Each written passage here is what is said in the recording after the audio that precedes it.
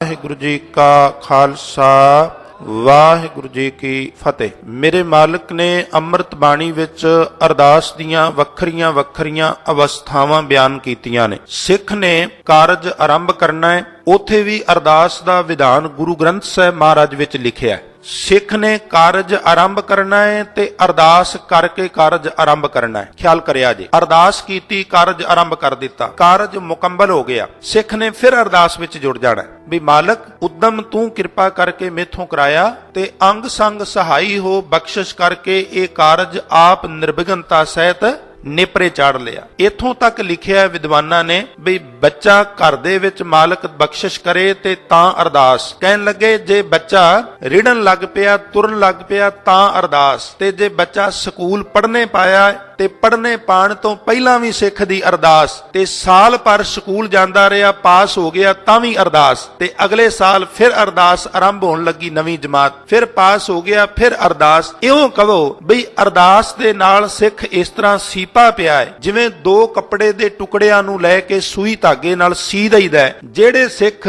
ਆਪਣੀ ਹਯਾਤੀ ਜ਼ਿੰਦਗੀ ਵਿੱਚ ਕਾਮਯਾਬ ਹੋਣ ਵਾਸਤੇ ਪ੍ਰਯਾਸ ਕਰਦੇ ਨੇ, ਕੱਲਾ ਪ੍ਰਯਾਸ ਨਹੀਂ ਸਗੋਂ ਨਾਲ ਨਾਲ ਅਰਦਾਸ ਕਰਦੇ ਨੇ। ਜਿੱਥੇ ਗੁਰੂ ਸਵਾਰਿਓ ਪ੍ਰਯਾਸ ਤੇ ਅਰਦਾਸ ਦਾ ਸੰਗਮ ਹੁੰਦਾ ਹੈ, ਉਹਨੂੰ ਮੈਂ ਸੌਖੀ ਬੋਲੀ ਚ ਕਹਿੰਦਾ ਹੁੰਦਾ ਵਾਂ, ਪ੍ਰਯਾਸ ਪਲੱਸ ਅਰਦਾਸ ਬਰਾਬਰੇ ਬਰਸਾਤ। ਜਿੱਥੇ ਪ੍ਰਯਾਸ ਵੀ ਹੋਵੇ, ਜਿੱਥੇ ਅਰਦਾਸ ਵੀ ਹੋਵੇ, ਉੱਥੇ ਰਹਿਮਤ ਦੀ ਬਰਸਾਤ ਹਰ ਹਾਲ ਵਰਦੀ ਹੀ ਵਰਦੀ। ਅੱਜ ਦੇ ਇਸ ਮੌਕੇ ਮੁਕਾਮ ਤੇ ਸੇਵਕ ਪਰਿਵਾਰ ਨੇ ਘਰ ਦੇ ਵਿੱਚ ਸ਼ਾਦੀ ਰਚਨ ਤੋਂ ਪਹਿਲਾਂ ਗੁਰੂ ਦਾ ਆਸਰਾ ਪਰਨਾ ਲਿਆ ਹੈ। ਕਿਤੇ ਗੁਰੂ ਨੇ ਲਿਖਿਆ ਵੀ ਐਸਾ ਕਾਰਜ ਕਰਨ ਤੋਂ ਪਹਿਲਾਂ ਗੁਰੂ ਅੱਗੇ ਅਰਦਾਸ ਕਰਨੀ ਹੈ ਤੇ ਤੁਹਾਡੇ ਮੂੰਹ ਚੜੇ ਬੋਲ ਨੇ। ਮਾਲਕ ਕਹਿੰਦੇ ਨੇ ਕੀਤਾ ਲੋੜੀਐ ਕੰਮ। ਜਿਹੜਾ ਕੰਮ ਤੂੰ ਕਰਨਾ ਚਾਹੁੰਦਾ, ਜੇ ਤੂੰ ਚਾਹੁੰਦਾ ਵੀ ਕਾਰਜ ਨੇਤਰੇ ਚੜ ਜਾਏ, ਨਿਰਵਿਘਨਤਾ ਸਹਿਤ ਸੰਪੂਰਨ ਹੋ ਜਾਏ, ਆ ਤੈਨੂੰ ਜਾਚ ਦੱਸਾਂ ਕਿਵੇਂ ਸ਼ੁਰੂ ਕਰਨਾ। ਕਹਿਣ ਲੱਗੇ ਕੀਤਾ ਲੋੜੀਐ ਕੰਮ ਸੋ ਹਰਿ ਪੈ ਆਖੀਐ। ਕੀ ਆਖੀਏ? ਹੱਥ ਜੋੜ ਕੇ ਕਹਿਣਾ ਹੈ ਕਾਰਜ ਦੇਹੋ ਸਵਾਰ, ਸਤ ਗੁਰ ਸੱਚ ਸਾਖੀਐ, ਸੰਤਾਂ ਸੰਗ ਨਿਧਾਨ ਅੰਮ੍ਰਿਤ ਚਾਖੀਐ, ਫਿਰ ਭੈ ਭੰਜਨ ਮਿਹਰਬਾਨ ਦਾਸ ਕੀ ਰਾਖੀਐ। ਆਪਣੇ ਦਾਸ ਦੀ ਆਪ ਰੱਖ ਲੋ। ਅਰਦਾਸ ਇੰਨੇ ਯਕੀਨ ਨਾਲ ਹੋਵੇ, ਇੰਨੀ ਸ਼ਰਧਾ ਵਿੱਚ ਭਿੱਜ ਕੇ ਹੋਵੇ। ਸਤਿਕਾਰਯੋਗ ਸਰਦਾਰ ਰਘਬੀਰ ਸਿੰਘ ਬੀਰ, ਉਹਨਾਂ ਨੇ ਇੱਕ ਪੁਸਤਕ ਲਿਖੀ ਹੈ ਅਰਦਾਸ ਸ਼ਕਤੀ। ਅਰਦਾਸ ਸ਼ਕਤੀ ਤੁਸੀਂ ਪੜ੍ਹੀ ਹੋਵੇ, ਸਿਆਣੇ ਸਿਆਣੇ ਮੇਰੇ ਵੀਰ ਮੇਰੇ ਸਾਹਮਣੇ ਬੈਠੇ ਹੋ ਜਿਨ੍ਹਾਂ ਨੂੰ ਵੇਖ ਕੇ ਚਾਅ ਚੜ ਜਾਂਦਾ ਹੈ, ਤੇ ਮੈਂ ਤੁਹਾਨੂੰ ਕੇਵਲ ਚੇਤਾ ਕਰਵਾਵਾਂ ਗੁਰੂ ਸਵਾਰੇ ਜੀ, ਉਸ ਪੁਸਤਕ ਵਿੱਚ ਸੁਗੜ ਵਿਦਵਾਨ ਨੇ ਬੜੀ ਸੋਹਣੀ ਇੱਕ ਸਾਦੀ ਜੀ ਗੱਲ ਕਹਿ ਕੇ ਨਾ ਗੱਲ ਸਮਝਾਉਣ ਦਾ ਯਤਨ ਕੀਤਾ ਹੈ। ਉਸ ਗੱਲ ਨੂੰ ਸਮਝਣ ਲਈ ਜਿਨ੍ਹਾਂ ਮੇਰੀਆਂ ਭੈਣਾਂ ਤੇ ਵੀਰਾਂ ਨੇ ਹਿੰਦੁਸਤਾਨ ਦੀ ਸਰਜ਼ਮੀਨ ਤੇ ਕੁਝ ਸਮਾਂ ਬਿਤਾਇਆ ਹੈ, ਉਹ ਥੋੜੀ ਦੇਰ ਲਈ ਆਪਣਾ ਧਿਆਨ ਉੱਥੇ ਲੈ ਜਾਓ। ਬਈ ਗਰਮੀਆਂ ਦੀ ਬਹਾਰ ਏ, ਕੋਈ ਕੁਲਫੀਆਂ ਵੇਚਣ ਵਾਲਾ ਗਲੀ ਦੇ ਵਿੱਚ ਹੋਕਾ ਦਿੰਦਾ ਜਾਂਦਾ ਹੈ ਵੀ ਕੋਈ ਕੁਲਫੀ ਲੈ ਲਓ। ਛੋਟਾ ਜਿਹਾ ਬੱਚਾ, ਉਹਨੇ ਧੱਕਾ ਮਾਰਿਆ, ਦਰਵਾਜ਼ੇ ਨੂੰ ਬਾਹਰ ਨਿਕਲ ਗਿਆ, ਨਿਕਲ ਕੇ ਉਸ ਫੇਰੀ ਵਾਲੇ ਨੂੰ ਕਹਿਣ ਲੱਗਾ ਲਿਆ ਕੁਲਫੀ। ਉਹ ਕਹਿਣ ਲੱਗਾ ਪੈਸੇ? ਕਹਿਣ ਲੱਗਾ ਪੈਸੇ ਲਿਆ ਕੇ ਦੇਣਾ, ਮਾਂ ਕੋਲੋਂ ਲਿਆ ਕੇ ਦਿਆਂਗਾ ਪੈਸੇ, ਕੁਲਫੀ ਦੇ। ਕੁਲਫੀ ਉਹਨੇ ਹੱਥ 'ਚ ਫੜਾ ਦਿੱਤੀ, ਫੜਦਿਆਂ ਸਾਰ ਚੰਚਲ ਬੱਚੇ ਨੇ ਮੂੰਹ ਵਿੱਚ ਪਾ ਲਈ ਤੇ ਚੂਪਦਾ ਚੂਪਦਾ ਘਰ ਆ ਗਿਆ। ਬੜੀ ਸੋਹਣੀ ਉਹਨਾਂ ਨੇ ਉਦਾਹਰਨ ਦਿੱਤੀ ਹੈ, ਹਾਸੇ ਨਾ ਪਾਇਆ ਜੇ, ਵੀ ਕੁਲਫੀ ਵਾਲੇ ਨੂੰ ਯਕੀਨ ਹੈ ਵੀ ਬੱਚੇ ਨੂੰ ਮਾਂ ਨੇ ਪੈਸੇ ਦੇ ਦੇਣੇ ਨੇ, ਤੇ ਮਾਂ ਬੱਚੇ ਨੂੰ ਯਕੀਨ ਹੈ ਵੀ ਜਦੋਂ ਕੁਲਫੀ ਲਈ ਆਂਦੀ ਹੈ ਤੇ ਹੁਣ ਮਾਂ ਮਨਾ ਥੋੜਾ ਕਰੇਗੀ। ਸਿੱਖ ਕੋਲ ਨੀਆਂ ਭਰਨ ਜੋਗੇ ਪੈਸੇ ਹੋਣ ਤੇ ਉਹਨੂੰ ਇੰਨਾ ਯਕੀਨ ਹੋਵੇ ਗੁਰੂ ਨੇ ਕੰਧਾਂ ਜੋਗੇ, ਲੈਂਟਰ ਜੋਗੇ, ਫਰਸ਼ ਜੋਗੇ, ਅਰਸ਼ ਜੋਗੇ ਦੇ ਦੇਣੇ। ਇੰਨੇ ਯਕੀਨ ਨਾਲ ਸਿੱਖ ਕਾਰਜ ਆਰੰਭ ਕਰੇ ਵੀ ਘਰ ਕੁਝ ਵੀ ਨਹੀਂ ਤੇ ਆਖੇ ਗੁਰੂ ਦਾ ਆਸਰਾ ਲੈ ਕੇ ਆਰੰਭ ਕਰਨ ਲੱਗਾ ਵਾਂ। ਜਿਹਦਾ ਕਾਰਜ ਕਰਨਾ ਤੇ ਉਹਨੇ, ਐਵੇਂ ਮੈਨੂੰ ਕਾਹਦੀ ਚਿੰਤਾ ਹੈ, ਮੈਂ ਤੇ ਐਵੇਂ ਕੱਠ ਪੁਤਲੀ ਆ, ਇੱਕ ਮੈਂ ਤੇ ਐਕਟਰ ਹਾਂ, ਡਾਇਰੈਕਟਰ ਤੇ ਕੋਈ ਹੋਰ ਹੈ, ਜਿਵੇਂ ਐਕਟਿੰਗ ਕਰਾਏਗਾ ਤਿਵੇਂ ਕਰ ਦਿਆਂਗਾ।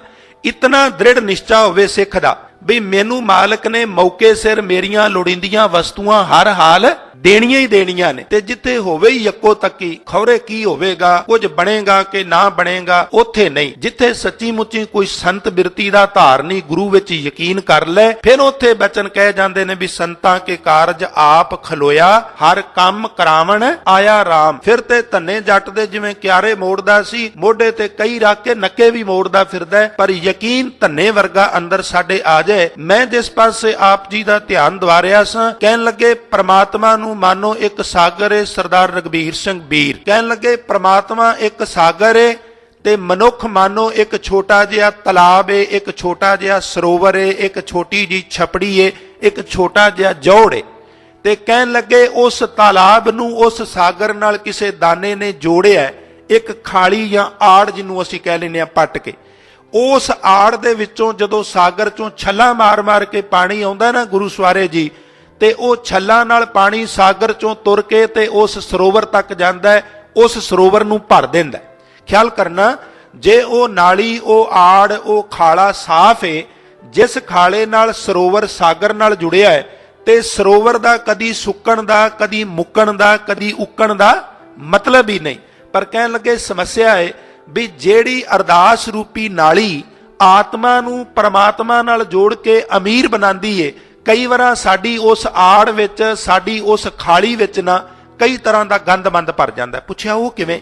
ਕਹਿਣ ਲੱਗੇ ਵੀ ਵੇਖੋ, ਆੜ ਹੋਵੇ ਸਰੋਵਰ ਨੂੰ, ਤਲਾਬ ਨੂੰ ਸਾਗਰ ਨਾਲ ਜੋੜਨ ਵਾਲੀ, ਤੇ ਉਸ ਆੜ ਦੇ ਵਿੱਚ ਸਾਧ ਸੰਗਤ ਮਲਬਾ ਡਿੱਗ ਪਵੇ, ਇੱਟਾਂ ਰੋੜੇ ਡਿੱਗ ਪੈਣ, ਕੱਖ ਕਾਣ ਡਿੱਗ ਪਵੇ, ਤੇ ਉਹਦਾ ਸੰਪਰਕ ਸਾਗਰ ਨਾਲੋਂ ਟੁੱਟ ਜਾਂਦਾ ਹੈ। ਤੇ ਕਹਿਣ ਲੱਗੇ ਚਲੋ ਇਹ ਤੇ ਗੱਲ ਸਮਝ ਆਈ, ਪਰ ਆਤਮਾ ਤੇ ਪ੍ਰਮਾਤਮਾ ਦੇ ਵਿਚਕਾਰ ਜਿਹੜੀ ਅਰਦਾਸ ਦੀ ਖਾਲੀ ਏ, ਜਿਹੜੀ ਅਰਦਾਸ ਦੀ ਆੜ ਏ, ਉਹਦੇ ਵਿੱਚ ਕਿਹੜਾ ਮਲਬਾ ਡਿੱਗਣ ਦਾ ਖਦਸ਼ਾ ਤੇ ਖਤਰਾ ਹੈ? ਕਹਿਣ ਲੱਗੇ ਆਓ ਮੈਂ ਦੱਸਣਾ। ਉਹਦੇ ਵਿੱਚ ਕਈ ਤਰ੍ਹਾਂ ਦੇ ਇੱਟੇ ਰੋੜੇ ਡਿੱਗਣ ਦਾ ਡਰ ਏ। ਸਭ ਤੋਂ ਪਹਿਲਾਂ ਉਹਦੇ 'ਚ ਪੱਥਰ ਇਹ ਡਿੱਗਦਾ ਹੈ ਬਈ ਅਰਦਾਸ ਕਰਨ ਵਾਲੇ ਦੇ ਮਨ ਵਿੱਚ ਇਹ ਜੇ ਸ਼ੰਕਾ ਆ ਜਾਏ ਵੀ ਮਨਾ ਤੂੰ ਅਰਦਾਸ ਤੇ ਕਰ ਰਿਹਾ ਹੈ, ਤੇ ਜਿਹਦੇ ਅੱਗੇ ਤੂੰ ਅਰਦਾਸ ਕਰਨਾ ਹੈ, ਜਿਹਨੂੰ ਤੂੰ ਰੱਬ ਕਹਿਣਾ ਹੈ, ਜਿਹਨੂੰ ਤੂੰ ਈਸ਼ਵਰ ਕਹਿਣਾ ਹੈ, ਜਿਹਨੂੰ ਤੂੰ ਅਕਾਲ ਕਹਿਣਾ ਹੈ, ਜਿਹਨੂੰ ਤੂੰ ਪ੍ਰਭੂ ਜਾਂ ਹਰੀ ਕਹਿਣਾ ਹੈ, ਉਹ ਖਰੇ ਹੈ ਵੀ ਕਿ ਨਹੀਂ? ਜੇ ਇਹੀ ਮਨ ਵਿੱਚ ਸੰਕਲਪ ਨਹੀਂ ਆਇਆ, ਜੇ ਨਿਸ਼ਚਾ ਦ੍ਰਿੜ ਨਹੀਂ ਵੀ ਸ਼ੱਕ ਕਰੋ ਜੇ ਦੂਸਰ ਹੋਏ, ਉਹਦੇ ਤੋਂ ਸਿਵਾ ਤੇ ਹੋਰ ਕੋਈ ਹੈ ਹੀ ਨਹੀਂ। ਮੱਛੀ ਕਿਸੇ ਦੂਜੀ ਮੱਛੀ ਨੂੰ ਪੁੱਛੇ ਵੀ ਇਹ ਮੱਛੀ, ਮੈਂ ਸੁਣਿਆ ਵੀ ਪਾਣੀ ਵੀ ਹੁੰਦਾ ਹੈ, ਤੇ ਉਹ ਹੱਸੇਗੀ ਵੀ ਇਹ ਮੂਰਖ, ਪਾਣੀ ਹੀ ਤੇ ਤੇਰਾ ਜੀਵਨ ਹੈ, ਪਾਣੀ ਨਾ ਹੁੰਦਾ ਤੇ ਤੂੰ ਕਿੱਥੋਂ ਹੁੰਦੀ? ਤੇ ਇਨਸਾਨ ਇਹ ਕਵੇ ਮੈਂ ਸੁਣਿਆ ਪ੍ਰਮਾਤਮਾ ਹੈ, ਤੇ ਸਿਆਣਾ ਕਹਿੰਦਾ ਜੇ ਪ੍ਰਮਾਤਮਾ ਨਾ ਹੁੰਦਾ ਤੇ ਤੇਰੀ ਆਤਮਾ ਕਿੱਥੋਂ ਆਉਂਦੀ? ਕਹੋ ਕਬੀਰ ਇਹ ਰਾਮ ਕੀ ਅੰਸ, ਜਸ ਕਾਗਦ ਪਰ ਮਿਟੈ ਨਾ ਮਨਸ। ਉਸੇ ਦੀ ਤੇ ਤੂੰ ਸੰਤਾਨ ਹੈ, ਉਸੇ ਦੀ ਤੇ ਤੂੰ ਅੰਸ ਬੰਸ ਹੈ। ਸਭ ਤੋਂ ਪਹਿਲਾ ਪੱਥਰ ਉਹਦੇ ਵਿੱਚ ਇਹ ਡਿੱਗਦਾ ਹੈ ਜਿਹੜਾ ਸਰੋਵਰ ਨੂੰ ਸਾਗਰ ਨਾਲ ਅਰਦਾਸ ਰੂਪੀ ਆੜ ਜੋੜਦੀ ਏ, ਵੀ ਜਿਸ ਰੱਬ ਅੱਗੇ ਅਸੀਂ ਜੋਦੜੀ ਕਰਨ ਲੱਗੇ ਆਂ, ਤਰਲਾ ਲੈਣ ਲੱਗੇ ਆਂ, ਖੌਰੇ ਉਹ ਰੱਬ ਹੈ ਕਿ ਨਹੀਂ? ਸਭ ਤੋਂ ਪਹਿਲਾ ਵਿਸ਼ਵਾਸ ਇਹ ਹੋਵੇ ਹੈ ਆਦ ਸੱਚ, ਜੁਗਾਦ ਸੱਚ, ਹੈ ਭੀ ਸੱਚ, ਨਾਨਕ ਹੋਸੀ ਭੀ ਸੱਚ। ਸਦ ਸੁਣਦਾ, ਸਦ ਵੇਖਦਾ, ਉਹ ਤੇ ਦੋ ਕਾਲੰਗ ਪ੍ਰਨਾਸੀ, ਦਿਆਲੰਗ ਸਰੂਪੇ, ਸਦਾ ਅੰਗ ਸੰਗੇ, ਅਪੰਗੰਗ ਭਬੂਤੇ। ਸਾਹਿਬ ਮੇਰਾ ਸਦਾ ਸਦਾ ਨਾ ਆਵੇ ਨਾ ਜਾਏ, ਉਹ ਅਬਨਾਸ਼ੀ ਪੁਰਖ ਹੈ, ਸਭ ਮੈਂ ਰਿਹਾ ਸਮਾ। ਹੈਗਾ ਇਹ ਵਿਸ਼ਵਾਸ ਹੋਵੇ ਅਰਦਾਸ ਕਰਨ ਵਾਲੇ ਦਾ ਵੀ ਜਿਹਦੇ ਅੱਗੇ ਮੈਂ ਅਰਦਾਸ ਕਰ ਰਿਹਾ ਉਹ ਹੈ। ਅਗਲੀ ਉਹਦੇ ਵਿੱਚ ਪੱਥਰ ਕੀ ਡਿੱਗਦਾ ਅਰਦਾਸ ਰੂਪੀ ਆੜ ਵਿੱਚ, ਵੀ ਚਲੋ ਮੰਨ ਲਿਆ ਰੱਬ ਹੈ। ਅਗਲੀ ਗੱਲ ਇਹ ਵੇ ਵੀ ਜਿਹੜੀ ਮੈਂ ਅਰਦਾਸ ਕਰ ਰਿਹਾ ਖੌਰੇ ਉਹਦੇ ਕੰਨਾਂ ਤੱਕ ਪਹੁੰਚਦੀ ਵੀ ਹੈ ਕਿ ਨਹੀਂ ਪਹੁੰਚਦੀ, ਉਹ ਸੁਣਦਾ ਵੀ ਹੈ ਕਿ ਨਹੀਂ ਸੁਣਦਾ। ਤੇ ਕਹਿਣ ਲੱਗੇ ਇੱਕ ਗੱਲ ਖਿਆਲ ਰੱਖਣਾ ਵੀ ਤੇਰੀ ਹਰ ਗੱਲ ਉਹਦੇ ਕੰਨਾਂ ਤੱਕ ਪਹੁੰਚਦੀ ਹੈ, ਪਰ ਇੱਕ ਗੱਲ ਦਾ ਖਿਆਲ ਰੱਖਣਾ ਇਹ ਵੀ ਉਸ ਮਾਲਕ ਦੇ ਦਰਬਾਰ ਵਿੱਚ ਨਾ ਹਾਥੀ ਚਿੰਗਾਰ ਮਾਰੇ, ਨਾ ਹਾਥੀ ਚੀਖ ਮਾਰੇ, ਤੇ ਉਹ ਆਵਾਜ਼ ਦੇਰ ਨਾਲ ਪਹੁੰਚਦੀ ਹੈ, ਤੇ ਰੇਂਗ ਕੇ ਚੱਲਣ ਵਾਲੀ ਕੀੜੀ ਦੀ ਆਵਾਜ਼ ਹਾਥੀ ਦੀ ਚਿੰਗਾਰ ਨਾਲੋਂ ਪਹਿਲੋਂ ਪਹੁੰਚ ਜਾਂਦੀ। ਹੰਕਾਰੀ ਦੀ ਗੱਲ ਉੱਥੇ ਦੇਰ ਨਾਲ ਅਪੜਦੀ ਏ, ਤੇ ਸਨਿਮਰ ਕੀੜੀ ਵਰਗੇ ਦੀ ਗੱਲ ਉੱਥੇ ਛੇਤੀ ਅਪੜ ਜਾਂਦੀ ਏ। ਜੇ ਮਾਲਕ ਕੋਲ ਅਰਦਾਸ ਕਰਨੀ ਏ ਤੇ ਹਾਥੀ ਬਣ ਕੇ ਨਹੀਂ, ਕੋਸ਼ਿਸ਼ ਕਰੀ ਵੀ ਕੀੜੀ ਬਣ ਕੇ ਉਹਦੇ ਕੋਲ ਅਰਦਾਸ ਕਰਾਂ, ਅਪੜੇਗੀ ਜ਼ਰੂਰ। ਕਹਿਣ ਲੱਗੇ ਹਾਥੀ ਕੀ ਚਿੰਗਾਰ ਪਲ ਪਾਛੇ ਪਹੁੰਚਤ ਤਹਾਂ, ਤੇ ਕੀੜੀ ਕੀ ਪੁਕਾਰ ਪਹਿਲੇ ਸੁਣੀਅਤ ਹੈ। ਕੀੜੀ ਦੀ ਪੁਕਾਰ ਉੱਥੇ ਪਹਿਲੋਂ ਸੁਣੀ ਜਾਂਦੀ ਏ। ਦੂਜਾ ਸਿੱਖ ਦਾ ਯਕੀਨ ਇਹ ਹੋਵੇ ਵੀ ਮੇਰੀ ਪੁਕਾਰ ਮਾਲਕ ਤੱਕ ਪਹੁੰਚ ਰਹੀ। ਤੀਜੀ ਫਿਰ ਸ਼ੰਕਾ ਸਰਦਾਰ ਰਘਬੀਰ ਸਿੰਘ ਵੀਰ ਸਾਹਿਬ ਨੇ ਬੜੀਆਂ ਸੋਹਣੀਆਂ ਸੇਧਾਂ ਦਿੱਤੀਆਂ ਨੇ, ਮਨੁੱਖਤਾ ਦਾ ਭਲਾ ਕੀਤਾ ਹੈ ਉਸ ਗੁਰਮੁਖ ਪਰਉਪਕਾਰੀ ਰੂਹ ਨੇ। ਕਹਿਣ ਲੱਗੇ ਤੀਜਾ ਮਨ ਵਿੱਚ ਸ਼ੰਕਾ ਇਹ ਉਤਪੰਨ ਹੋ ਜਾਂਦਾ ਹੈ, ਚਲੋ ਮੰਨ ਲਿਆ ਰੱਬ ਹੈ, ਨੰਬਰ 2 ਮੇਰੀ ਅਰਦਾਸ ਉਥੋਂ ਤੱਕ ਪਹੁੰਚ ਰਹੀ ਹੈ, ਇਹ ਵੀ ਮੰਨ ਲਿਆ। ਹੁਣ ਤੀਜੀ ਸਮੱਸਿਆ ਹੈ ਜਿਹੜੀ ਵਸਤੂ ਮੈਂ ਮੰਗੀ ਹੈ ਖੌਰੇ ਰੱਬ ਕੋਲ ਉਹ ਹੈ ਵੀ ਕਿ ਨਹੀਂ। ਤੇ ਇਹ ਸਿੱਖ ਨੂੰ ਯਕੀਨ ਹੋਵੇ ਵੀ ਜੋ ਮੰਗੇ ਠਾਕੁਰ ਆਪਣੇ ਤੇ ਸੋਈ ਸੋਈ ਦੇਵੇ, ਨਾਨਕ ਦਾਸ ਮੁਖ ਤੇ ਜੋ ਬੋਲੇ ਇਹਾਂ ਉਹਾਂ, ਉਹਦੇ ਕੋਲ ਸਭ ਕੁਝ। ਮੈਂ ਕਈ ਵਾਰ ਅਰਜ਼ ਕਰਨਾ ਹੁੰਨਾ ਵੀ ਦੁਨੀਆ ਦੇ ਅੰਦਰ ਬੜੇ ਬੜੇ ਅਮੀਰ ਨੇ, ਐਸੇ ਐਸੇ ਮੁਲਕ ਨੇ ਜਿਨ੍ਹਾਂ ਨੇ ਇਹਨਾਂ ਕੁ ਅਨਾਜ, ਇਹਨਾਂ ਕੁ ਖਾਣ ਪੀਣ ਦਾ ਸਮਾਨ ਜਮ੍ਹਾਂ ਕੀਤਾ ਹੈ ਵੀ ਉਹ ਕਹਿੰਦੇ ਨੇ 20 ਸਾਲ ਕਾਲ ਪੈ ਜਾਏ, 50 ਸਾਲ ਕਾਲ ਪੈ ਜਾਏ, 100 ਸਾਲ ਕਾਲ ਪੈ ਜਾਏ, ਸਾਡੇ ਕੋਲ ਇੰਤਜ਼ਾਮ ਹੈ। ਵੀ ਚਲੋ ਘੱਟੋ ਘੱਟ 100 ਸਾਲ ਦਾ ਹੀ ਹੈ, 200 ਸਾਲ ਦਾ ਤੇ ਨਹੀਂ, 2 ਸਦੀਆਂ ਦਾ ਤੇ ਸਮਾਨ ਤੁਹਾਡੇ ਕੋਲ ਕੋਈ ਨਹੀਂ ਨਾ, 2 ਯੁੱਗਾਂ ਦਾ ਸਮਾਨ ਤੇ ਕੋਈ ਨਹੀਂ ਨਾ। ਪਰ ਮੇਰੇ ਮਾਲਕ ਦੀ ਇੱਕ ਤਾਰੀਫ ਹੈ, ਉਹਦੇ ਗੋਦਾਮ ਇਤਨੇ ਕੁ ਵੱਡੇ ਨੇ, ਇੰਨੇ ਵੱਡੇ ਗੋਦਾਮ ਨੇ। ਤੇ ਕਮਾਲ ਦੀ ਗੱਲ ਇਹ ਵੇ ਬਈ ਉਹਨੂੰ ਇਹ ਨਹੀਂ ਵੀ ਸਾਲ ਬਾਅਦ 6 ਮਹੀਨੇ ਬਾਅਦ ਜਿਣਸ ਆਉਂਦੀ ਹੈ ਤੇ ਉਹ ਸਟੋਰ ਕਰਦਾ ਹੈ, ਜਾਂ ਚਲੋ ਵੀ 1 ਸਦੀ ਦਾ ਸਮਾਨ ਹੈ, ਸਦੀ ਬਾਅਦ ਵਿਹਲੇ ਹੋ ਜਾਣਗੇ ਫਿਰ ਸਟੋਰ ਕਰੇਗਾ ਨਾ। ਜੋ ਕਿਛ ਪਾਇਆ ਸੋ ਇੱਕ ਆਵਾ, ਇੱਕੋ ਵਾਰੀ ਗੋਦਾਮ ਸਟੋਰ ਕਰ ਲਏ ਨੇ, ਹੁਣ ਦੂਆਂ ਹੱਥਾਂ ਨਾਲ ਵੰਡਦਾ ਹੈ। ਦੇਂਦਾ ਦੇ ਤੇ ਲੈਂਦੇ ਥੱਕ ਪਾਹੇ, ਜੁਗਾਂ ਜੁਗੰਤਰ ਖਾਈ ਖਾ। ਸ਼ਰਤ ਇਹ ਵੇ ਵੀ ਮੰਗ ਮਾਲਕ ਕੋਲ। ਸੰਸਾਰ ਦੇ ਅੰਦਰ ਜੇ ਕੁਝ ਝੋਲੀ ਅੱਡ ਮੰਗਣਾ ਹੈ ਤੇ ਬੰਦਿਆ ਖਿਆਲ ਰੱਖੀ, ਬੰਦੇ ਕੋਲ ਝੋਲੀ ਨਾ ਅੱਡ ਰਹੀ, ਤੈਨੂੰ ਭੁਲੇਖਾ ਇਹ ਅਮੀਰ ਹੈ। ਜਦੋਂ ਤੂੰ ਇਹਦੇ ਕਰੀਬ ਜਾ ਕੇ ਇਹਨੂੰ ਫੋਲੇਗਾ ਤੈਨੂੰ ਪਤਾ ਲੱਗੇਗਾ ਮੇਰੇ ਨਾਲੋਂ ਵੀ ਜ਼ਿਆਦਾ ਭੁੱਖਾ ਹੈ ਵਿਚਾਰਾ। ਸੰਸਾਰ ਵਿੱਚ ਰੱਜਿਆ ਕੌਣ ਹੈ? ਮੈਂ ਇੱਕ ਸਾਖੀ ਪੜ੍ਹੀ ਹੈ ਵੀ ਬਾਜ਼ਾਰ ਦੇ ਵਿੱਚ ਇੱਕ ਨੇਤਰਹੀਨ ਭਿਖਾਰੀ ਉਹ ਵੀ ਨੇਤਰਹੀਨ ਵਿਚਾਰਾ, ਤਰਸ ਦਾ ਪਾਤਰ। ਨੇਤਰਹੀਨ ਭਿਖਾਰੀ ਵਿਚਾਰੇ ਨੂੰ ਅੱਖਾਂ ਨਾਲ ਦਿਸਦਾ ਕੁਝ ਨਹੀਂ, ਤੇ ਕਹਿੰਦੇ ਨੇ ਕਿਸੇ ਦੇ ਪੈਰਾਂ ਦੀ ਆਹਟ, ਕਦਮਾਂ ਦਾ ਖੜਾਕ ਸੁਣ ਕੇ ਉਹਨੇ ਆਪਣੀ ਬਗਲ ਚੋਂ ਭਿਕਸ਼ਾ ਦਾ ਪਾਤਰ ਕੱਢਿਆ ਤੇ ਹਵਾ ਵਿੱਚ ਫੈਲਾ ਦਿੱਤਾ। ਵੀ ਕਦਮਾਂ ਦੀ ਆਵਾਜ਼ ਆਈ ਏ, ਕੋਈ ਦਾਤਾ ਆ ਰਿਹਾ ਹੈ, ਭਿਕਸ਼ਾ ਦਾ ਪਾਤਰ ਫੈਲਾਵਾਂਗਾ, ਉਹ ਜਾਂਦਾ ਜਾਂਦਾ ਵਿੱਚ ਕੁਝ ਪਾ ਜਾਏਗਾ। ਉਹਨੇ ਭਿਕਸ਼ਾ ਪਾਤਰ ਕੱਢਿਆ, ਕੱਢ ਕੇ ਹਵਾ ਵਿੱਚ ਫੈਲਾ ਦਿੱਤਾ ਵੀ ਕੋਈ ਦਾਤਾ ਆ ਰਿਹਾ, ਇਹਦੇ ਵਿੱਚ ਕੁਝ ਪਾ ਦੇਗਾ। ਦੈਵ ਨੇ ਅੱਗੋਂ ਆਉਣ ਵਾਲਾ ਵਿਅਕਤੀ ਜਿਹੜਾ ਉਹ ਵੀ ਨੇਤਰਹੀਨ, ਤੇ ਗਜ਼ਬ ਦੀ ਗੱਲ ਇਹ ਉਹ ਵੀ ਵਿਚਾਰਾ ਭਿਖਾਰੀ। ਉਹਨੇ ਸਮਝਿਆ ਵੀ ਅੱਗੋਂ ਹੋਰ ਕੋਈ ਦਾਤਾ ਆ ਰਿਹਾ, ਉਹਨੇ ਭਿਕਸ਼ਾ ਪਾਤਰ ਬਗਲ ਚੋਂ ਕੱਢਿਆ, ਉਹਨੇ ਵੀ ਆਵਾਜ਼ ਫੈਲਾਤਾ। 2 ਭਿਖਾਰੀ ਬਾਜ਼ਾਰ ਵਿੱਚ ਖੜੇ ਨੇ, ਇੱਕ ਉਹਦੇ ਸਾਹਮਣੇ ਭਿਕਸ਼ਾ ਦਾ ਪਾਤਰ ਕਰਕੇ ਖੜਾ ਹੈ ਤੇ ਦੂਜਾ ਉਹਦੇ ਸਾਹਮਣੇ ਕਰਕੇ ਖੜਾ, ਦੋਵੇਂ ਉਡੀਕ ਰਹੇ ਨੇ ਕੁਝ ਡਿੱਗੇਗਾ। ਇੰਨੀ ਦੇਰ ਨੂੰ ਇੱਕ ਸਜਾਖਾ ਆ ਗਿਆ, ਉਹਨੇ ਕਦਮ ਡੋਲ ਬੋਚ ਕੇ ਤੇ ਥੋੜੀ ਦੇਰ ਦੇਖਿਆ ਵੀ ਇਹ ਕਰ ਕੀ ਰਹੇ ਨੇ। ਥੋੜੀ ਦੇਰ ਗੌਰ ਨਾਲ ਤੱਕਿਆ ਵੀ ਇਹ ਮਾਮਲਾ ਕੀ ਹੈ। 2 ਭਿਖਾਰੀ ਤੇ ਭਿਖਾਰੀ ਦੇ ਸਾਹਮਣੇ ਭਿਕਸ਼ਾ ਪਾਤਰ ਕਰਕੇ ਖੜਾ, ਮਿਲੇ ਉੱਥੋਂ ਕੀ। ਥੋੜੀ ਦੇਰ ਵੇਖ ਕੇ ਭਾਂਫ ਕੇ ਉਹਨਾਂ ਦੇ ਕੋਲ ਗਿਆ, ਇੱਕ ਦੇ ਮੋਢੇ ਤੇ ਹੱਥ ਰੱਖ ਕੇ ਕਹਿਣ ਲੱਗਾ, ਸੱਜਣ ਜੀ ਕਿਉਂ ਖੜੇ ਹੋ? ਕਹਿਣ ਲੱਗੇ ਜੀ ਇਧਰੋਂ ਆਵਾਜ਼ ਆਈ ਸੀ ਕਿਸੇ ਦਾਤੇ ਦੇ ਆਉਣ ਦੀ, ਮੈਂ ਸੋਚਿਆ ਕੋਈ ਦਾਤਾ ਹੈ, ਭਿਕਸ਼ਾ ਪਾਤਰ ਕੱਢਿਆ ਕੁਝ ਦੇ ਦੇਗਾ। ਦੂਜੇ ਨੂੰ ਪੁੱਛਿਆ, ਸੱਜਣਾ ਤੂੰ? ਆਖਣ ਲੱਗਾ ਮੈਂ ਸੋਚਿਆ ਇਧਰੋਂ ਕੋਈ ਦਾਤਾ ਆ ਰਿਹਾ, ਆਵਾਜ਼ ਆਈ ਸੀ, ਮੈਂ ਭਿਕਸ਼ਾ ਪਾਤਰ ਕੱਢ ਦਿੱਤਾ। ਉਹ ਕਹਿਣ ਲੱਗੇ ਮੈਂ ਤੁਹਾਨੂੰ ਇੱਕ ਗੱਲ ਦੱਸਾਂ, ਤੁਹਾਡੇ ਨੇਤਰ ਨਹੀਂਗੇ, ਤੁਹਾਨੂੰ ਦਿਸਦਾ ਨਹੀਂ, ਤੁਸੀਂ ਦੋਵੇਂ ਭਿਖਾਰੀ ਹੋ। ਤੇਰੇ ਸਾਹਮਣੇ ਜਿਹੜਾ ਖੜਾ ਹੈ ਉਹ ਦਾਤਾ ਨਹੀਂਗਾ, ਤੇ ਤੇਰੇ ਸਾਹਮਣੇ ਵੀ ਜਿਹੜਾ ਖੜਾ ਹੈ ਉਹ ਵੀ ਦਾਤਾ ਨਹੀਂ, ਤੁਸੀਂ ਦੋਵੇਂ ਨੇਤਰਹੀਨ ਹੋ ਤੇ ਦੋਵੇਂ ਭਿਖਾਰੀ ਹੋ। ਤੇ ਮੇਰਾ ਬਾਪੂ ਕਹਿੰਦਾ ਦੋਵੇਂ ਭਿਖਾਰੀ ਨਹੀਂ, ਸਗੋਂ ਜਗਤ ਭਿਖਾਰੀ ਫਿਰਤ ਹੈ, ਸਭ ਕੋ ਦਾਤਾ ਰਾਮ। ਇਹਨਾਂ ਹੈ ਵੀ ਇੱਕ ਬੰਦੇ ਦੀ ਮੰਗ ਹੈ ਵੀ ਮੈਨੂੰ ਕਾਰ ਚਾਹੀਦੀ ਹੈ ਜਿਹੜੀ $1,00,000 ਦੀ ਆਉਂਦੀ ਹੈ, ਤੁਸੀਂ ਕਹੋਗੇ ਵੀ ਉਹ ਅਮੀਰ ਹੈ, ਮੈਂ ਕਹਾਂਗਾ ਵੱਡਾ ਭਿਖਾਰੀ ਹੈ। ਜਿਹਦੀ ਵੱਡੀ ਮੰਗ ਹੈ ਵੱਡਾ ਭਿਖਾਰੀ, ਤੇ ਜਿਹਦੀ ਮੰਗ ਹੈ ਵੇ 2 ਪ੍ਰਸ਼ਾਦੇ, ਉਂਗਲ ਮੋਟੀਆਂ ਰੋਟੀਆਂ ਤੇ ਕੜਛਾ ਦਾਲ ਦਾ, ਸਿੰਘ ਹੀ ਉਹ ਕੁਝ ਭਾਲਦਾ, ਉਹ ਛੋਟਾ ਭਿਖਾਰੀ ਹੈ। ਤੇ ਜਿਹਦੀ ਮੰਗ ਵੱਡੀ ਹੈ, ਘਰ ਵੱਡਾ ਹੋਵੇ, ਕਾਰ ਵੱਡੀ ਹੋਵੇ, ਅਹੁਦਾ ਵੱਡਾ ਹੋਵੇ, ਉਹਨੂੰ ਤੁਸੀਂ ਛੋਟਾ ਭਿਖਾਰੀ ਕਿਵੇਂ ਕਹੋਗੇ? ਉਹ ਤੇ ਮਹਾ ਭੁੱਖਾ ਬੰਦਾ ਹੈ। ਵੱਡਾ ਭਿਖਾਰੀ ਉਹ ਹੈ ਜਿਹਦੀ ਵੱਡੀ ਮੰਗ ਹੈ। ਤੇ ਮੇਰਾ ਬਾਪੂ ਕਿਸੇ ਤੋਂ ਡਰਦਾ ਨਹੀਂ ਨਾ, ਚਲੋ ਮੇਰੇ ਵਰਗਾ ਤੇ ਡਰ ਵੀ ਜਾਂਦਾ ਹੈ। ਮੇਰਾ ਬਾਪੂ ਕਹਿੰਦਾ ਵੀ ਮੈਂ ਤੁਹਾਨੂੰ ਸਾਰਿਆਂ ਨੂੰ ਵੱਡੇ ਭਿਖਾਰੀ ਕਹਿਣਾ, ਕਿਉਂਕਿ ਤੁਸੀਂ ਮੰਗਣ ਲੱਗੇ ਬਾਸੀ ਨਹੀਂ ਕਰਦੇ, ਮੰਗੀ ਤੁਰੇ ਜਾਂਦੇ ਹੋ, ਮੰਗੀ ਤੁਰੇ ਜਾਂਦੇ ਹੋ। ਮੈਂ ਦਈ ਤੁਰਿਆ ਜਾਣਾ ਵਾ, ਪਰ ਤੁਸੀਂ ਏਡੇ ਢੀਠ ਹੋ, ਕਦੀ ਰੱਜਣ ਵਿੱਚ ਆਉਂਦੇ ਹੀ ਨਹੀਂ। ਕਹਿਣ ਲੱਗੇ ਜਗਤ ਭਿਖਾਰੀ ਫਿਰਤ ਹੈ, ਸਭ ਕੋ ਦਾਤਾ ਰਾਮ। ਸਭਨਾ ਜੀਆਂ ਕਾ ਇੱਕ ਦਾਤਾ, ਸੋ ਮੈਂ ਵਿਸਰ ਨਾ ਜਾਈ। ਦੱਦਾ ਦਾਤਾ ਏਕ ਹੈ, ਸਭ ਕੋ ਦੇਵਨ ਹਾਰ, ਦੇਂਦਾ ਤੋਟ ਨਾ ਆਵਈ, ਅਗੰਤ ਭਰੇ ਭੰਡਾਰ। ਮੈਂ ਬੇਨਤੀ ਕਰ ਰਿਹਾ ਸਾਂ ਵੀ ਪਹਿਲੀ ਗੱਲ ਰੱਬ ਹੈਗਾ ਏ, ਦੂਜੀ ਗੱਲ ਰੱਬ ਤੱਕ ਸਾਡੀ ਅਰਦਾਸ ਪਹੁੰਚਦੀ ਏ, ਤੀਜੀ ਗੱਲ ਰੱਬ ਕੋਲੋਂ ਜੋ ਮੰਗੀਏ ਉਹ ਦਿੰਦਾ। ਹੋਰ ਕਿਤੇੋਂ ਕੁਝ ਮੰਗੀਏ ਹੋ ਸਕਦਾ ਮਿਲੇ, 1 ਦਿਨ ਮਿਲੇ, 2 ਦਿਨ ਮਿਲੇ, 3 ਦਿਨ ਮਿਲੇ, ਚੌਥੇ ਦਿਨ ਜਵਾਬ ਹੋ ਜਾਏ। ਗੁਰੂ ਸਵਾਰੀ ਰੂਹ ਗੁਰਬਾਣੀ ਵਿੱਚ ਓਤ ਪੋਤ, ਗੁਰੂ ਪਿਆਰ ਵਿੱਚ ਨੁਚੜੀ ਹੋਈ ਭਿੱਜੀ ਹੋਈ ਰੂਹ। ਭਾਈ ਸਾਹਿਬ ਭਾਈ ਵੀਰ ਸਿੰਘ ਸਾਹਿਬ ਉਹਨਾਂ ਦੇ ਜੀਵਨ ਵਿੱਚ ਬੜੀ ਪਿਆਰੀ ਘਟਨਾ ਹੈ।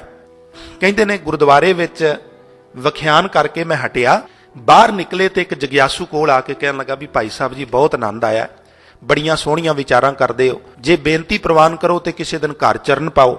ਭਾਈ ਵੀਰ ਸਿੰਘ ਸਾਹਿਬ ਕਹਿੰਦੇ ਨੇ ਵੀ ਰਜੇਵੇਂ ਬਹੁਤ ਸਨ। ਮੇਰੇ ਮਨ ਵਿੱਚ ਪਤਾ ਨਹੀਂ ਕਿਉਂ ਇੱਕ ਸਵਾਲ ਆਇਆ ਵੀ ਵੀਰ ਸਿਆ ਕਿਸੇ ਦਿਨ ਇਹਦੇ ਘਰ ਚੱਲ ਕੇ ਵੇਖ ਵੀ ਇਹਦੇ ਮਨ ਵਿੱਚ ਸੱਚੀ ਮੁੱਚੀ ਸਿੱਖਾਂ ਦੇ ਪ੍ਰਤੀ ਕੋਈ ਪਿਆਰ ਹੈ ਜਾਂ ਡਰਾਮਾ ਕਰਦਾ। ਕਈ ਵਾਰ ਡਰਾਮੇ ਵੀ ਹੁੰਦੇ ਨੇ ਨਾ, ਵੀ ਸੱਚੀ ਮੁੱਚੀ ਕੋਈ ਕਹਾਣੀ ਹੈਗੀ ਏ ਕਿ ਐਵੇਂ ਸ਼ੋਸ਼ੇਬਾਜੀ ਲਿਫਾਫੇਬਾਜੀ ਹੋਈ ਏ। ਕਹਿੰਦੇ ਨੇ ਮੈਂ 8 ਦਾ ਉਹਨੂੰ ਕਿਹਾ ਵੀ ਮੈਂ ਆਵਾਂਗਾ, 5-7 ਦਿਨ ਹੀ ਕਹਿੰਦੇ ਮੈਂ ਗਿਆ, ਤੇ ਮਨ ਵਿੱਚ ਸੰਕਲਪ ਬਣਾ ਕੇ ਗਏ ਵੀ ਉੱਥੇ ਕਿਉਂ ਚੱਲਿਆ ਵਾਂ, ਕੀ ਜਾ ਕੇ ਕਰਨਾ।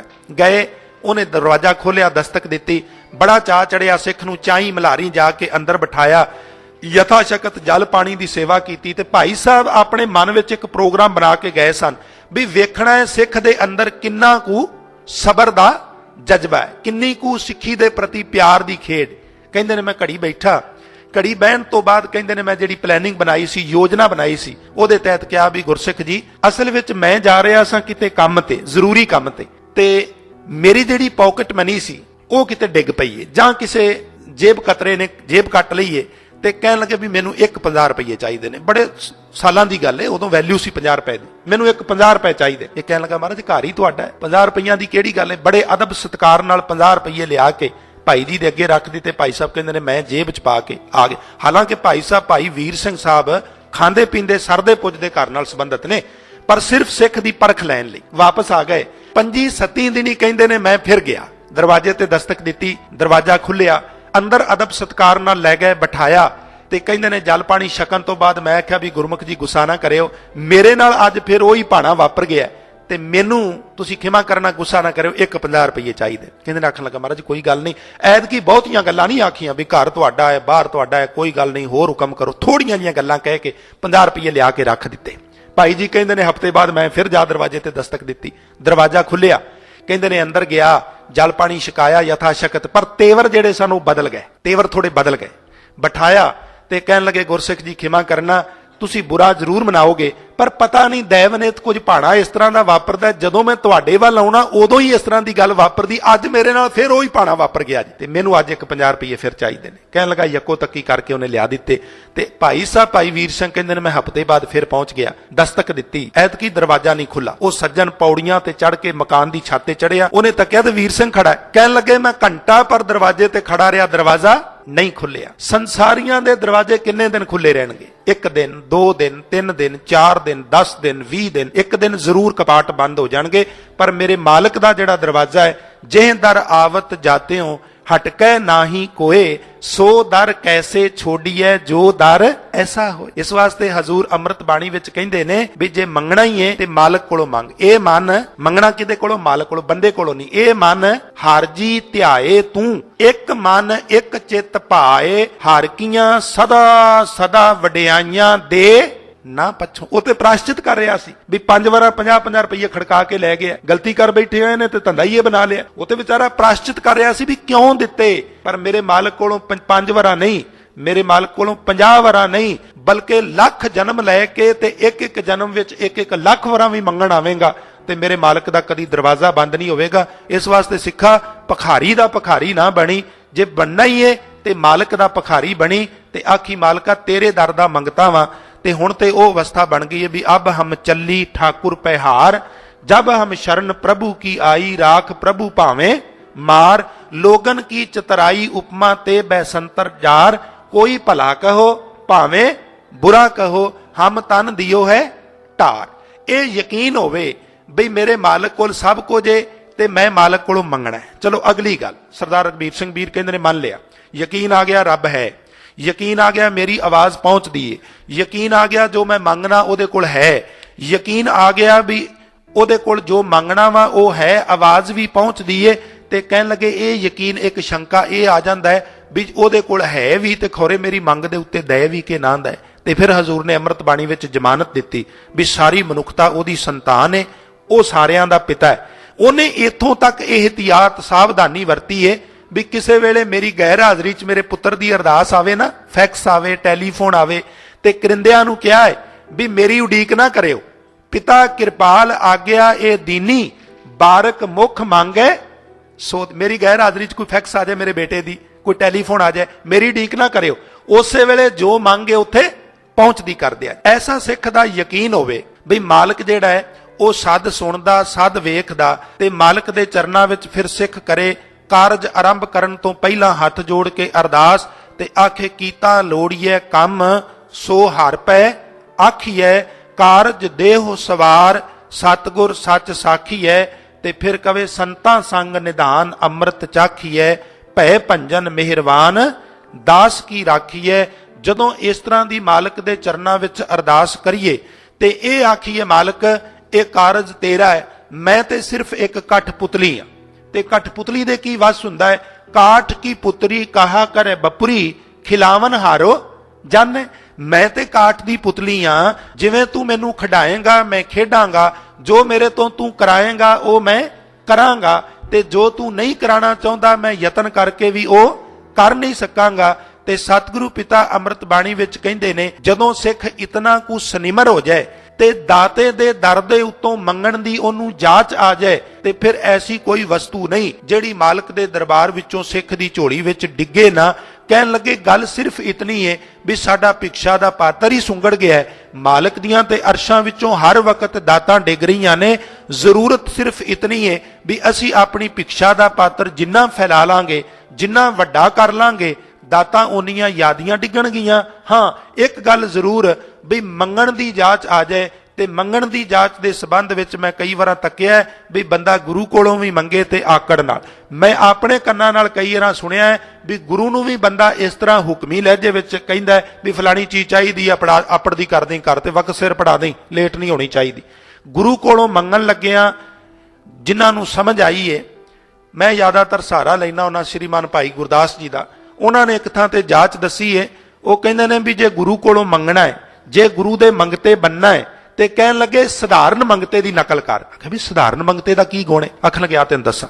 ਮੰਗਤਾ ਕਿਸੇ ਗ੍ਰਸਤੀ ਦੇ ਦਰ ਤੇ ਉੱਤੇ ਜਾ ਕੇ ਕਹਿਣ ਲੱਗੇ ਜੁਹਾਰ ਜਦੋਂ ਕਰਦਾ ਹੈ, ਜਦੋਂ ਮੰਗਤਾ ਕਿਸੇ ਗ੍ਰਸਤੀ ਦੇ ਦਰ ਦੇ ਉੱਤੇ ਜਾ ਕੇ ਅਲਖ ਜਗਾਉਂਦਾ ਹੈ, ਤੇ ਆਮ ਤੌਰ ਤੇ ਅਸੀਂ ਗ੍ਰਸਤੀ ਆ, ਸਾਨੂੰ ਪਤਾ ਹੈ ਵੀ ਸਵਾਣੀ ਅੰਦਰ ਰੁੱਝੀ ਹੋਵੇ ਨਾ ਤੇ ਆਵਾਜ਼ ਮਾਰ ਕੇ ਕਹਿ ਦਿੰਦੀ ਹੈ ਭਾਈ ਹੱਥ ਨਹੀਂ ਵੇਲੇ, ਠਹਿਰ ਕੇ ਆਵੀਂ, ਜਾਂ ਅੱਗੋਂ ਤੂੰ ਚੋਂ ਘਰਾਂ ਵਿੱਚ ਮੰਗਿਆ ਫਿਰ ਆ ਜਾਈਂ। ਤੇ ਉਹ ਮੰਗਤਾ ਬੁੜਬੜਾਉਂਦਾ ਨਹੀਂ ਗੁੱਸੇ ਵਿੱਚ, ਉਹ ਗਾਲ ਗਲੋਚ ਨਹੀਂ ਕਰਦਾ, ਉਹ ਜਾਣ ਲੱਗਾ ਅਸੀਸ ਦਿਨ ਤੁਹਾਡਾ ਭਲਾ ਹੋਵੇ, ਕੋਈ ਨਹੀਂ ਬੀਬੀ ਮੈਂ ਅੱਗੋਂ ਦੂੰ ਚੋਂ ਘਰਾਂ ਚੋਂ ਲੈ ਮੈਂ ਫਿਰ ਆ ਜਾਣਾ। ਤੇ ਕਹਿੰਦੇ ਨੇ ਅਗਲੇ ਘਰ ਗਿਆ ਤੇ ਉੱਥੇ ਕਿਹੜਾ ਅੱਗੇ ਕੋਈ ਬਿਸਤਰ ਵਿਛਾ ਕੇ ਬੈਠਾ ਵੀ ਆਓ ਮੋਸਟ ਵੈਲਕਮ, ਉਥੋਂ ਵੀ ਝਿੜਕਾਂ ਹੀ ਪੈਣੀਆਂ ਨੇ, ਮੰਗਤੇ ਨੂੰ ਹੋਰ ਵਿਚਾਰੇ ਦੇ ਹਿੱਸੇ ਆਉਣਾ ਕੀ ਹੈ। ਛੋਟੇ ਛੋਟੇ ਬੱਚੇ ਮਜ਼ਾਕ ਕਰਦੇ ਨੇ, ਬਾਬਾ ਹਟਾ ਕੱਟਾ ਏ, ਮੰਗ ਖਾਣ ਦੇ ਉੱਤੇ ਢਿੱਡ ਬੱਧਾ ਕੰਮ ਨਹੀਂ ਕਰ ਸਕਦਾ। ਤੇ ਉਹ ਗੱਲੀ ਪੈ ਜਾਣਗੇ, ਮੁੰਨਾ ਤੇਰਾ ਨਾਂ ਕੀ ਏ, ਤੂੰ ਕਿਹੜੀ ਜਮਾਤ ਵਿੱਚ ਪੜ੍ਹਨਾ ਹੈ, ਤੂੰ ਕਿਹੜੇ ਸਕੂਲ ਵਿੱਚ ਪੜ੍ਹਨਾ ਹੈ। ਉਹਨਾਂ ਨਾਲ ਜਾਣ ਪਛਾਣ ਰਾਫਤਾ ਬਣਾਉਣ ਦੀ ਕੋਸ਼ਿਸ਼ ਕਰਨਗੇ, ਮੱਥੇ ਵੱਟ ਨਹੀਂ ਪਾਉਂਦੇ, ਕਬੋਲ ਨਹੀਂ ਬੋਲਦੇ। ਤੇ ਕਹਿੰਦੇ ਨੇ ਫੇਰ ਪਰਤ ਕੇ ਆ ਜਾਏ ਤੇ ਸਵਾਣੀ ਪਹਿਲਾ ਕੰਮ ਛੱਡ ਦੂਜੇ ਕੰਮ 'ਚ ਰੁੱਝ ਜਾਏ, ਤੇ ਕਹਿੰਦੀ ਠਹਿਰ ਜਾ 10 ਮਿੰਟ ਦੇਣੀ, ਤੁਹਾਨੂੰ ਤੇ ਕੰਮ ਹੀ ਕੋਈ ਨਹੀਂ ਹੋਰ, ਸਾਰਾ ਦਿਨ ਮੰਗੀ ਜਾਣਾ ਮੰਗੀ ਜਾਣਾ, ਮੈਂ ਵਿਹਲੀ ਨਹੀਂਗੀ। ਦਰਾਂ ਤੇ ਖੜਾ ਰਹਿੰਦਾ ਹੈ, ਖੜਾ ਰਹਿੰਦਾ ਹੈ, ਖੜਾ ਰਹਿੰਦਾ ਹੈ, ਘੰਟਿਆਂ ਬੱਧੀ ਸਵਾਣੀ ਕੰਮ ਕਰਦੀ ਰਹਿੰਦੀ ਏ। ਤੇ ਕਹਿੰਦੇ ਨੇ ਦੁਪਹਿਰ ਢਲਣ ਲੱਗ ਪੈਂਦੀ, ਧਿਆਨ ਜਾਂਦਾ, ਓਹੋ ਮੰਗਤਾ ਤੇ ਵਿਚਾਰਾ ਅਜੇ ਵੀ ਦਰਾਂ ਤੇ ਖੜਾ ਹੈ, ਤਰਸ ਆਉਂਦਾ ਹੈ। ਫਿਰ ਉਹ ਭਰ ਕੇ ਆਟੇ ਦੀ ਲੱਪ ਉਹਦੀ ਝੋਲੀ 'ਚ ਪਾਉਂਦੀ ਏ, ਅੰਦਰੋਂ ਹਿਰਦਾ ਦਰਵ ਜਾਂਦਾ ਹੈ, ਭਾਈ ਤੂੰ ਤੇ ਬੜੇ ਚਿਰ ਦਾ ਖੜਾ ਹੈ, ਮੈਨੂੰ ਤੇ ਖਿਆਲ ਹੀ ਨਹੀਂ ਰਿਹਾ ਰੋਟੀ ਖਾਧੀ ਆ? ਨਹੀਂ ਬੀਬੀ ਸਵੇਰ ਦਾ ਭੁੱਖਾ ਹੀ, ਬਹਿ ਜਾ, ਪ੍ਰਸ਼ਾਦਾ ਛਕਾਂਦੀ ਏ ਚਾ। ਤੇ ਇਹਨਾਂ ਹਿਰਦਾ ਦਰਵਦਾ ਹੈ, ਜਾਣ ਲੱਗੀ ਨੂੰ ਭਾਈ ਕੱਪੜੇ ਪੁਰਾਣੇ ਪਾਏ ਨਹੀਂ? ਹਾਂ ਬੀਬੀ ਹੈ ਹੀ ਨਹੀਂ, ਕੀ ਕਰਾਂ, ਠਹਿਰ ਜਾ 2 ਮਿੰਟ ਮੈਂ ਦੇਖਣੀ ਆ।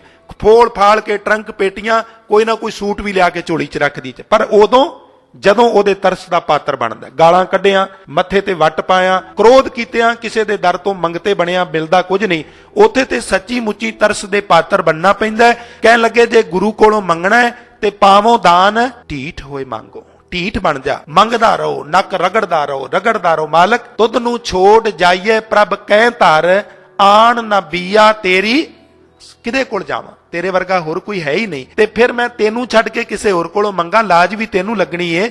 ਜੇ ਘਰ ਹੁੰਦੇ ਮੰਗਣ ਜਾਈਏ ਫਿਰ ਉਲਾਮਾ ਮਿਲੇ ਤਹੀਂ। ਭਾਈ ਗੁਰਦਾਸ ਕਹਿੰਦੇ ਨੇ ਜੈਸੇ ਭੀਖ ਮੰਗਣ ਭਿਖਾਰੀ ਘਰ ਘਰ ਡੋਲੇ। ਤੇ ਕਹਿਣ ਲੱਗੇ ਜਦੋਂ ਭਿਖਾਰੀ ਘਰ ਘਰ ਡੋਲਦਾ ਹੈ ਭੀਖ ਮੰਗਣ ਵਾਸਤੇ, ਤੇ ਉੱਥੇ ਜਾ ਕੇ ਕੀ ਕਰਦਾ? ਆਵਤ ਹੈ ਜਾਂ ਕੇ ਭੀਖ ਮੰਗਣ ਭਿਖਾਰੀ ਦੀਨ, ਦੇਖ ਅਧੀਨਤਾ ਨਿਰਾਸ਼ੋ ਨਾ ਬਿਡਾਰ ਹੈ। ਇੰਨੀ ਕੁ ਨਿਮਰਤਾ ਨਾਲ ਉਹ ਪੇਸ਼ ਆਉਂਦਾ ਹੈ ਵੀ ਉਹਦੀ ਨਿਮਰਤਾ ਨੂੰ ਵੇਖ ਕੇ ਘਰ ਵਾਲਿਆਂ ਦਾ ਇਹ ਦਿਲ ਨਹੀਂ ਕਰਦਾ ਵੀ ਇਹਨੂੰ ਨਿਰਾਸ਼ ਨੂੰ ਇਥੋਂ ਮੋੜ ਦਈਏ। ਦੂਜੀ ਉਦਾਹਰਨ ਭਾਈ ਜੀ ਨੇ ਕੁੱਤੇ ਦੀ ਦਿੱਤੀ ਹੈ। ਕੁੱਤਾ ਮਾਲਕ ਦੇ ਸਾਹਮਣੇ ਬੈਠਾ ਹੈ, ਮਾਲਕ ਮੰਜੇ ਤੇ ਚੜ ਕੇ ਬੈਠਾ ਹੈ, ਸਵਾਣੀ ਨੇ ਥਾਲ ਪਰੋਸ ਕੇ ਅੱਗੇ ਲਿਆ ਕੇ ਰੱਖ ਦਿੱਤਾ। ਮਾਲਕ ਨੇ ਬੁਰਕੀ ਤੋੜੀ ਤੇ ਬੁਰਕੀ ਤੋੜ ਕੇ ਥਾਲੀ ਚੋਂ ਮੂੰਹ ਤੱਕ ਉਹਨੂੰ ਸਫ਼ਰ ਕਰਵਾਇਆ। ਜਦੋਂ ਮਾਲਕ ਬੁਰਕੀ ਤੋੜਦਾ ਹੈ, ਕੁੱਤੇ ਦਾ ਧਿਆਨ ਥਾਲੀ ਵਿੱਚ। ਜਦੋਂ ਬੁਰਕੀ ਹਵਾ ਵਿੱਚ ਸਫ਼ਰ ਕਰਦੀ ਹੈ, ਨਾਲ ਨਾਲ ਉਹਦੀ ਨਿਗਾਹ ਸਫ਼ਰ ਕਰਦੀ ਹੈ। ਮੂੰਹ 'ਚ ਪਾਉਂਦਾ ਹੈ ਤੇ ਕੁੱਤਾ ਮੂੰਹ ਵੱਲ ਵੇਂਦਾ, ਹੱਥ ਫਿਰ ਥੱਲੇ ਆਉਂਦਾ ਹੈ ਤੇ ਕੁੱਤਾ ਫਿਰ ਉਧਰ ਵੇਂਦਾ, ਵੇਂਦਾ ਰਹਿੰਦਾ ਹੈ, ਤੱਕਦਾ ਰਹਿੰਦਾ ਹੈ, ਤਰਸ ਦਾ ਪਾਤਰ ਬਣਦਾ ਹੈ। ਕਦੀ ਤੁਸੀਂ ਨਾ ਐਕਸਪੈਰੀਮੈਂਟ ਕਰਨਾ, ਪੜਚੋਲ ਕਰਨੀ। ਕੁੱਤੇ ਜਿਵੇਂ ਆਮ ਉੱਥੇ ਸਾਡੇ ਹਿੰਦੁਸਤਾਨ ਦੀ ਸਰਜ਼ਮੀਨ ਤੇ ਫਿਰਦੇ ਨੇ, ਰੋਟੀ ਖਾਣ ਲੱਗਿਆ ਸੱਚੀ ਮੁੱਚੀ ਉਹ ਇੰਨੇ ਤਰਸ ਦੇ ਪਾਤਰ ਬਣ ਜਾਂਦੇ ਨੇ ਵੀ ਬੰਦੇ ਦਾ ਦਿਲ ਕਰਦਾ ਬੁਰਕੀ ਵੀ ਨਾ ਖਾ, ਸਾਰਾ ਕੁਝ ਇਹਨੂੰ ਦੇ ਦਿਆ। ਐਸੀ ਸੁਰਤੀ ਬਿਰਤੀ ਬਣਾ ਕੇ ਮਾਲਕ ਦੇ ਸਾਹਮਣੇ ਬਹਿ ਜਾਂਦਾ ਹੈ। ਅਜੇ ਮਾਲਕ ਸਾਰੀ ਰੋਟੀ ਖਾਂਦਾ ਵੀ ਨਹੀਂ ਕਿ ਉਹਦਾ ਹਿਰਦਾ ਪਿਘਲ ਜਾਂਦਾ ਹੈ, ਦਰਵ ਜਾਂਦਾ ਹੈ, ਤੇ ਚੁੱਕ ਕੇ ਰੋਟੀ ਅਡੋਲ ਉਹਦੇ ਅੱਗੇ ਸੁੱਟਦਾ, ਲੈ ਖਾ ਲੈ। ਕਹਿਣ ਲੱਗੇ ਕੁੱਤੇ ਤੋਂ ਜਾਤ ਸਿੱਖ ਇੰਨੀ ਕੁ ਤੇਰੇ ਅੰਦਰ ਨਿਮਰਤਾ ਹੋਵੇ। ਤੀਜੀ ਫਿਰ ਉਹਨਾਂ ਨੇ ਉਦਾਹਰਨ ਦਿੱਤੀ ਜੁੱਤੀ ਦੀ। ਕਹਿਣ ਲੱਗੇ ਮਨੁੱਖ ਜਿਹੜਾ ਹੈ ਇਹਦੇ ਜਿੰਨੇ ਵੀ ਅੰਗ ਨੇ ਸਾਰੇ ਸਤਿਕਾਰਯੋਗ ਮੰਨੇ ਜਾਂਦੇ, ਜੁੱਤੀ ਜਿਹੜੀ ਇਹ ਅਪਵਿੱਤਰ ਹੈ, ਧਾਰਮਿਕ ਸਥਾਨਾਂ ਦੇ ਅੰਦਰ ਨਹੀਂ ਆ ਸਕਦੀ, ਵਧੀਆ ਸਾਫ਼ ਸੁਥਰੇ ਥਾਂ ਦੇ ਅੰਦਰ ਵਿਚਾਰੀ ਨਹੀਂ ਆ ਸਕਦੀ, ਅਪਵਿੱਤਰ ਮੰਨੀ ਗਈ ਹੈ, ਮੈਲੇ ਕੁਚੈਲੇ ਥਾਵਾਂ ਨਾਲ ਸਪਰਸ਼ ਕਰਦੀ ਹੈ। ਪਰ ਕਿਸੇ ਬੰਦੇ ਨੇ ਸੋਹਣੀ ਦਸਤਾਰ ਸਜਾਈ ਹੋਵੇ, ਟਾਈ ਸ਼ਾਈ ਲਾਈ ਹੋਵੇ, ਸੂਟ ਬੂਟ ਪਾਇਆ ਹੋਵੇ, ਤੇ ਉਹਨੂੰ ਕਵੇ ਵੀ ਇੰਜ ਕਰ ਵੀ ਦਸਤਾਰ ਬੜੀ ਸੋਹਣੀ ਹੈ, 50 ਵੀ ਸੋਹਣੀ ਹੈ, ਕੱਪੜੇ ਵੀ ਸੋਹਣੇ ਨੇ, ਟਾਈ ਬੜੀ ਸੋਹਣੀ ਹੈ, ਪਰਸਨੈਲਿਟੀ ਤੁਹਾਡੀ ਬਹੁਤ ਵਧੀਆ, ਇੰਜ ਕਰੋ ਵੀ ਪਾਰਟੀ 'ਚ ਜਾਣਾ ਜੁੱਤੀ ਨਾ ਪਾਓ। ਉਹ ਕਹੇਗਾ ਮੈਂ ਸ਼ਦਾਈ ਹਾਂ, ਕੋਟ ਤੋਂ ਬਿਨਾ ਕੰਮ ਚੱਲ ਜਾਏਗਾ, ਟਾਈ ਨਾ ਲਾਵਾਂ ਕੰਮ ਚੱਲ ਜਾਏਗਾ, ਪਰ ਜੁੱਤੀ ਤੋਂ ਬਿਨਾ ਤੇ ਲੋਕਾਂ ਨੇ ਸ਼ਦਾਈ ਕਹਿਣਾ। ਕਹਿਣ ਲੱਗੇ ਹੋਰ ਕੋਈ ਜ਼ਰੂਰੀ ਕੱਪੜਾ ਹੋਵੇ ਉਹਦੇ ਤੋਂ ਬਿਨਾ ਕੰਮ ਸਰ ਸਕਦਾ ਹੈ, ਪਰ ਜੁੱਤੀ ਤੋਂ ਬਿਨਾ ਮਨੁੱਖ ਆਪਣੇ ਘਰ ਤੋਂ ਬਾਹਰ ਕਦਮ ਨਹੀਂ ਰੱਖ ਸਕਦਾ। ਜੁੱਤੀ ਨੂੰ ਕਹਿਣ ਲੱਗੇ ਇੰਨਾ ਮਾਨ ਤਾਂ ਮਿਲਦਾ ਕਿਉਂਕਿ ਉਹ ਨਿਮਾਣੀ ਹੈ। आखन लगे पायन की पनी रहत पर हरी परी, जाहू काहू मार्ग में चलत संभार है, छाड़ अहंकार छार हवे गुर मार्ग में, कबहू के दया के दयाल पग धार है। इन्ना कु निमाणा होके गुरु दे दर ते डिग पाओ, एक दिन गुरु नू जरूर तेरे ते तरस आवेगा, ते तेनू ये यकीन होवे ਉਹ ਸੱਦ ਸੁਣਦਾ ਸੱਦ ਵੇਖਦਾ, ਮੇਰੀ ਪੁਕਾਰ ਉਥੋਂ ਤੱਕ ਪਹੁੰਚਦੀ ਏ, ਮੇਰੀ ਪੁਕਾਰ ਨੂੰ ਧਿਆਨ ਨਾਲ ਸੁਣਦਾ ਹੈ, ਮੇਰੀ ਧਿਆਨ ਨਾਲ ਸੁਣੀ ਅਰਦਾਸ ਲੋੜੀਂਦੀਆਂ ਚੀਜ਼ਾਂ ਉਹਦੇ ਕੋਲ ਮੌਜੂਦ ਨੇ, ਤੇ ਮੇਰੀ ਅਰਦਾਸ ਸੁਣ ਕੇ ਲੋੜੀਂਦਾ ਸਮਾਨ ਮੈਨੂੰ ਦਿੰਦਾ ਹੈ। ਇਹ 5 ਐਂਗਲ ਅਰਦਾਸ ਦੇ ਸਿੱਖ ਦੇ ਕੋਲ ਹੋਣ, ਤੇ ਹਰ ਸਿੱਖ ਇੱਕ ਸਰੋਵਰ ਏ ਤੇ ਪ੍ਰਮਾਤਮਾ ਸਾਗਰ ਏ। ਅਰਦਾਸ ਉਹ ਆੜ ਤੇ ਉਹ ਖਾਲਾ ਏ ਜਿਹੜਾ ਤਲਾਬ ਨੂੰ ਸਾਗਰ ਨਾਲ ਜੋੜਦਾ ਹੈ। ਉਸ ਆੜ ਵਿੱਚੋਂ ਅਸੀਂ ਸ਼ੰਕੇ ਵਹਿਮ ਭਰਮ ਸਾਰੇ ਹੂੰਝ ਕੇ ਬਾਹਰ ਕੱਢ ਦਈਏ, ਤੇ ਤਲਾਬ ਸਾਗਰ ਨਾਲ ਜੁੜਿਆ ਹੋਵੇ, ਤੇ ਫਿਰ ਸਾਗਰ ਕਦੀ ਸੁੱਕ ਨਹੀਂ ਸਕਦਾ। ਨਾ ਕਦੀ ਸਾਗਰ ਸੁੱਕਣਾ ਹੈ, ਨਾ ਕਦੀ ਤਾਲਾਬ ਨੇ ਸੁੱਕਣਾ ਹੈ।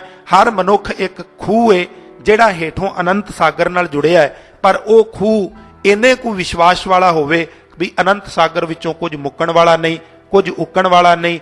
ਅਰਦਾਸ ਕਰਨ ਦੀ ਜਾਂਚ ਆਦ ਹੈ, ਤੇ ਜਦੋਂ ਗੁਰੂ ਕੋਲੋਂ ਪ੍ਰਾਪਤ ਹੋ ਜਾਏ, ਪ੍ਰਾਪਤ ਕਰਕੇ ਫਿਰ ਦਾਤ ਪਾ ਕੇ ਦਾਤੇ ਨੂੰ ਯਾਦ ਰੱਖੇ, ਤੇ ਅੰਤ ਵਿੱਚ ਇੱਕ ਗੱਲ ਇਹ ਕਹਿ ਦੇ ਵੀ ਮੇਰਾ ਮੁਝ ਮੈਂ ਕਿਛ ਨਹੀਂ, ਜੋ ਕਿਛ ਹੈ ਸੋ ਤੇਰਾ, ਤੇਰਾ ਤੁਝ ਕੋ ਸੌਂਪ ਤੇ ਕਿਆ ਲਾਗੈ, ਮੇਰਾ ਹੈ ਹੀ ਕੁਛ ਨਹੀਂ। ਇਸ ਤਰ੍ਹਾਂ ਦੀ ਸਾਨੂੰ ਜਾਂਚ ਆਵੇ, ਤੇ ਗੁਰੂ ਜ਼ਰੂਰ ਅੰਗ ਸੰਗ ਸਹਾਈ ਹੋ ਕੇ ਤੇ ਉਹ ਕੰਮ ਕਰਾ ਦਿੰਦਾ ਜਿਹਦੀ ਸਾਨੂੰ ਉਮੀਦ ਤੱਕ ਨਹੀਂ ਹੁੰਦੀ, ਬਸ਼ਰਤੇ ਕਿ ਸਿੱਖ ਦਾ ਨਿਸ਼ਚਾ ਦ੍ਰਿੜ ਹੋਵੇ, ਪਰਪੱਕ ਵਿਸ਼ਵਾਸ ਹੋਵੇ, ਤੇ ਉਸ ਵਿਸ਼ਵਾਸ ਦੇ ਉੱਤੇ ਫਿਰ ਗੁਰੂ ਜ਼ਰੂਰ ਆ ਕੇ ਬੌੜੀ ਕਰਦਾ ਹੈ। ਮੇਰਾ ਪਿਤਾ ਕਿਰਪਾ ਕਰੇ ਤੇ ਮੇਰੇ ਮਾਲਕ ਦੇ ਚਰਨਾਂ ਵਿੱਚ ਇਹ ਅਰਦਾਸ ਕਰਦੇ ਹੋ ਵੀ ਰਾਮ ਮਈਆ ਹਉ ਬਾਰਕ ਤੇਰਾ, ਕਾਹੇ ਨਾ ਖੰਡਸ ਅਵਗੁਣ ਮੇਰਾ। ਮੇਰੇ ਔਗੁਣਾ ਨੂੰ ਤਿੱਤਰ ਬਿੱਤਰ ਕਰਕੇ ਟੁਕੜੇ ਟੁਕੜੇ ਕਰਦਾ ਹੈ, ਤੇ ਨਿਕਟ ਭਵਿੱਖ ਵਿੱਚ ਮੇਰੇ ਕੋਲੋਂ ਇਸ ਤਰ੍ਹਾਂ ਦਾ ਹੋਕਾ ਦਵਾਏ ਜਿਸ ਤਰ੍ਹਾਂ ਦੀ ਗੁਰੂ ਮੇਰੇ ਕੋਲੋਂ ਉਮੀਦ ਕਰਦਾ ਹੈ। ਆਓ ਅੰਤ ਗੁਰੂ ਫਤਿਹ ਦੀ ਸਾਂਝ ਕਰਦੇ ਹੋਏ ਅਸੀਸ ਦਿਓ। तमाम ਆਪ ਗੁਰਸੰਗਤਾਂ ਦਾ ਬਹੁਤ ਬਹੁਤ ਤਹਿ ਦਿਲ ਤੋਂ ਧੰਨਵਾਦ। ਅੰਤ ਆਸੀਸ ਦੀ ਯਾਚਨਾ ਕਰਾਂ,